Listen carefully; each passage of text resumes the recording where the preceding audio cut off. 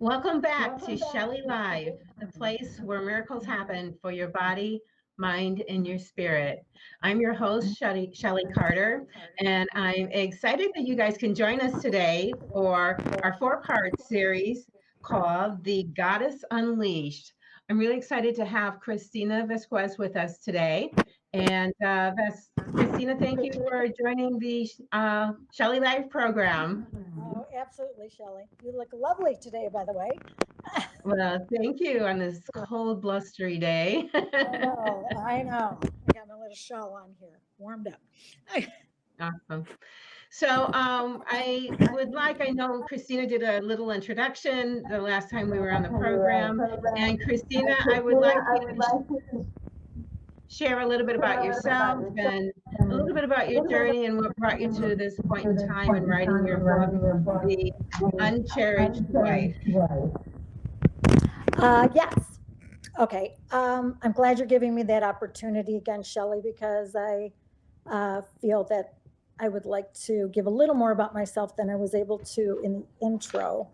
Uh, I am by background, I'm in the clinical psychotherapy world, but also use strong pieces of heart centered hypnotherapy, Reiki, EFT, and the law of attraction principles. So that's my background. Currently, I am working with primarily women, as I call myself a psycho spiritual coach, which basically means the integration of ego or lack of ego, rather, and heart. Well, I'll use the word heart for right now, heart intuition, um, as well as I work with couples, a smaller part of my practice, and leading women in groups to self empowerment, using their voice, finding their way. The name of the group is The Journey Back to You, because many of us lose ourselves along the way due to uh, patterns that we learned in our earlier years, and they don't serve us anymore. So I try to help those women take off those layers. Um, More or less just fell into this work naturally. It was kind of, I felt very divinely led step by step along the way. Doors opened and found myself working in this population primarily through my own journey of my own struggles in my first marriage, and just personal struggles in general, being a woman, about being codependent. And as I went through that journey, it was just so amazing. And not that I've arrived by any means. Life's always throwing you something, but that I mean, you got something good, you want to share it. You want to see everybody else rise to their potential and realize there's more to life than just existing and surviving. So, that cover it? So I'm having a difficult time hearing, Len. So we're having some technical difficulties here. So I'm going to jump right into the book, and we're looking at the chapter that is entitled, it's chapter 3, Trans to Transformation. And so when I saw trans to transformation, I'm like, that could be transform to transformation. That could be transient to transformation. So that particular name of the chapter brought up a lot of different things for me. And Sure. so there's something I'd like to read in here that probably spoke to me the most as I was reading this particular chapter and even through the book. And it's talking about listening to your heart, your inner heart, and what is your body saying. And what I have found that in the journeys as I've worked with clients is they're so disconnected to listening to themselves and what their body has to say. So I love this part. And it says, I take you through the steps that are necessary to uncovering the quiet inner voice within. Call it what you will. It could be your heart, truth, God. Some people say higher self, soul, the universe. And it's that thing that you know deep within yourself when you know it. It's like that knowing of knowing. And it's palpable. It's something that you can actually feel. Unfortunately, most of us have lost the art of listening to this voice through our conditioning, or the way we were raised. And but the thing to know, even though you may feel like you have lost yourself or lost a piece of yourself, the piece is always there somewhere. It's just bringing healing to that part of your soul or your body that you feel like maybe you've lost. Christina, would you like to expound more on that particular chapter, and actually too why you felt that was so important to put in here? Sure, absolutely. Kind of going back to how we lost it. We're born with it. As spiritual beings having a human experience, we are born with it. It's always been there. Children really are so much more intuitive than maybe many of us give them credit for up until about the age of 8. They are living in theta waves, which is almost just yes, that childlikeness, that innocence, that heart space. And then as our conditioning really kicks in, society, church, family environment, peers, all of that begins to affect, because we are now kind of crossing over into that more ego space of wanting to be accepted, wanting to be approved, wanting to be loved. And so we kind of start to play the rules that are given around us in order to get those needs met. So finding your way back to that voice, like you said, it is palpable. But when you have layers and layers and layers and layers, depending on your age, of conditioning, from parents, like I said, and all around us, even media, it's a journey back to go inward to that space, because we live so much in our heads. I mean, that's what we're told. Think about, as children, think what you're doing, what's wrong with you, why were you thinking like that, rather than, helping them process it from more of a emotional space, which is really our true self. And I believe connected to spirit. Okay. Did you have trouble hearing me, Shellie? I'm sorry, I still can't hear anything. So what I will go into is the next chapter that we're going to cover is, where did I put that? Christina, did you have a part of what we're going to cover the next time we get together? Are we going to cut it from here? Is that what you're saying? No, what is the name of the chapter we're going to cover? Actually, I can hear you now. So, so I like to cover reality check, because I think it's a lot Next of times time, we're looking reality at check. somebody else's reality. Now I can't hear you. Someone geez. else. Yeah. Okay, there you are. Okay, so a lot of times we're tuned into the reality on how we perceive other people, and without really checking in with ourselves to say, okay, where are we at in our reality and our beliefs? And so what do you think about the reality check chapter? Or had you thought about that yet? I haven't quite thought about that.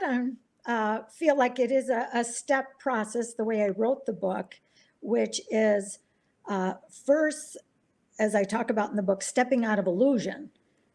Illusion is maybe this distance from what our true self is, our true nature, that has been overshadowed by conditioning.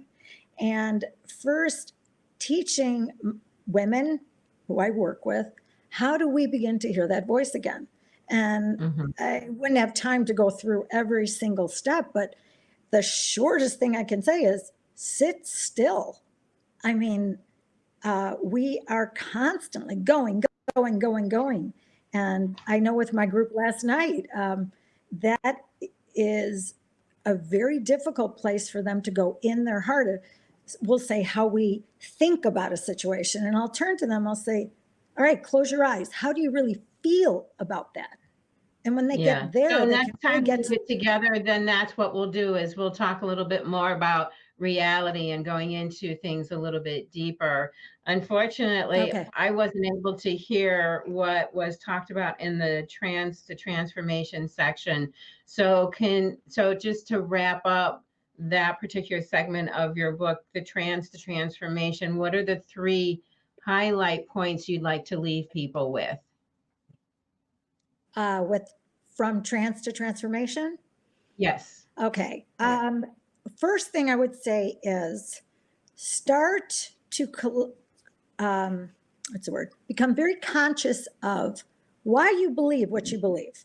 This is a normal process moving from adolescence, childhood into adulthood, right?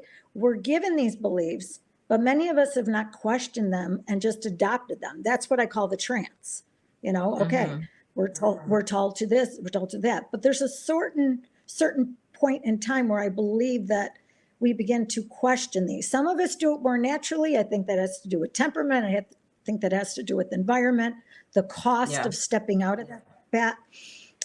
So question those. And one of the easiest ways to tell if you are believing something that you truly don't own is the word should. If you say, I should do this, I should, you are still living under a belief system, value system that was given to you, not that you've thoroughly processed and owned So for then when yourself. somebody says that, then they should just stop for a minute and just breathe. It's like, wow, I just said the word should, and where did that come from? Or how do I really feel Exactly. about that? Yeah. Exactly. Do I even agree Okay. with that? Yeah. And why do I keep following it if I Yeah. don't even know if I fully own it? Yeah. And I think that's where if you can't find where it's coming from, where that source is, where it's great to see, I'd say, a heart trained psychotherapist, because they can actually get you to the heart of the matter much quicker Correct. than just talking about things. And Yes. what would be the second thing? The second thing is, well, I actually believe that you should write down. Are you there? Wait, there's that word. Oh, what did I say? Oh, should. I Oh, she should. caught me. Busted on my own word. Okay. I have found that the Yeah. way that worked best for me was Okay. I literally wrote down every belief as it came to me. So maybe you carry a journal with you, put it on your phone, and it sounds funny, but read that statement back to yourself. Like, I want to use a very generic one, like, women should be silent. I mean, I know that's a little antiquated, but, and you check in with yourself. How is that resonating with me? What emotion does it bring up? Mm-hmm. And begin to then look for the counterpart. What is my belief on that? It might be, I guess you would call this the area of affirmations or mantras.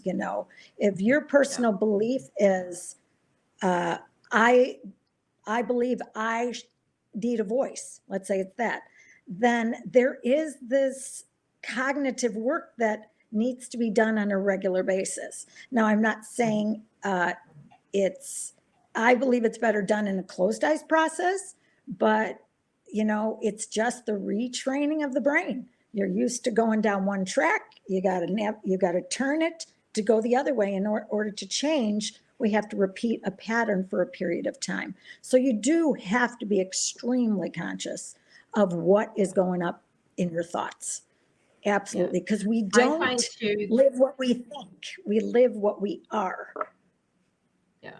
Well, and I find too, which is a beautiful thing, that once, doesn't matter men, women, but once they recognize what is true for them, especially if they're in a struggling relationship, then they can be empowered to make healthy choices for themselves. Exactly. Which is part of becoming authentic. the loss of self, because early on in relationships, especially if we're still struggling with basic emotional needs that weren't met from childhood, like a need to be loved, a need to be accepted, a need to fit in, all of it, we will begin to start to live again in this trance that we just start doing these behaviors and we don't even realize that subconsciously we're trying to get needs met, but at a cost Yes. of losing ourselves. And in a relationship over time, usually a lot of resentment is built, or the other, shut down. We just shut down and give up and say, forget it. Everybody else wins, which is a little victim-y, but the third thing I would say is, in finding your way back, is yes, working with a trained professional who is focused on heart-centered, I say heart-centered hypnotherapy, but is least along spiritual psychology would probably be the best fit. That makes sense. Yeah. Yeah. I find that the spiritual psychology takes the healing to a whole nother level. Exactly. And there's a lot of good therapists that are out there, and a lot of great therapists that are out there. But when the spiritual part is actually brought into that, it creates that healing exponentially. And Christina has received training as a heart-centered hypnotherapist, holds certifications in Reiki, EFT, which is emotional freedom technique, and in law of attraction coaching. So that way, when you're working with her, part of what I see from what I've read and just in talking, engaging and talking with her, is that she not only helps you heal from your past, but also helps you create a new future to live into. So you're actually having fun and living, actually living life in the present. Well said, very well said. Because when again, nothing wrong. There's many great psychotherapists, and people need to start where they're at.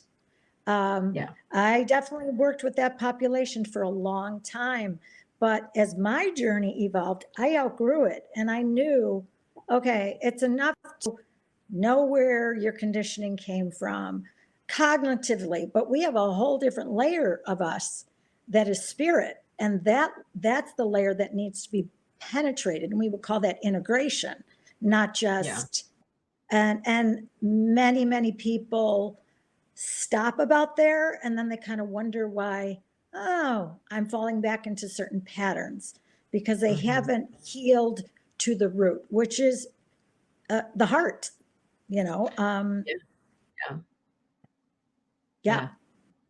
Yeah. So that to me is where the magic happens. Is when you begin to Correct. actually soul wounds and heart space and the spirit of all living things. So Christina, what any last few words you want to leave our audience with today?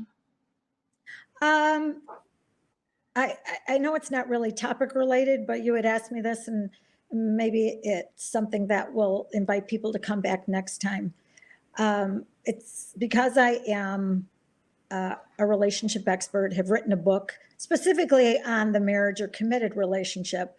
I just want to point out, whether you're in a committed or married or not, relationships are relationships, whether it's child, parent, sibling, friendship. Relationships are the petri dish for our work.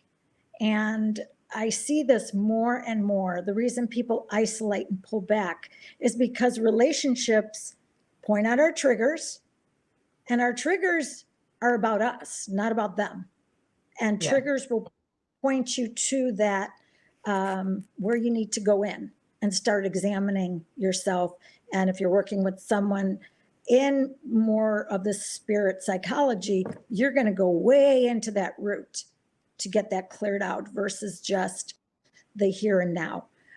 So anybody could benefit from this series if you're looking also at that basically any relationships we're in, a microcosm, little pod that we can gain more self-awareness and find out where the areas that I am being challenged or asked to grow. And when I say asked, I mean that from a more, heart perspective. So. Now we do have a couple questions from our listeners, Oh, how nice. and both questions are the same thing. It's like, if we wanted to see you or set up an appointment to see Christina, how would we do that? Oh, I would start by emailing me first at Coach Christie, CHRISTI27 email me with kind of just a general idea of what you're looking to work on, and then we can set up a short phone consultation that I can talk in a little more depth with you. And the only reason I do that, I do like to see how much work people have done. It just kind of helps me kind of know where to begin on this process with them. So that would be the best way to reach me. Awesome. So, Christina, thank you for being on the show, Shellie Live. And we'll see you. We've got 3 more segments, and we'll see you, Shellie Live, this time next week, Wednesday, 11:30.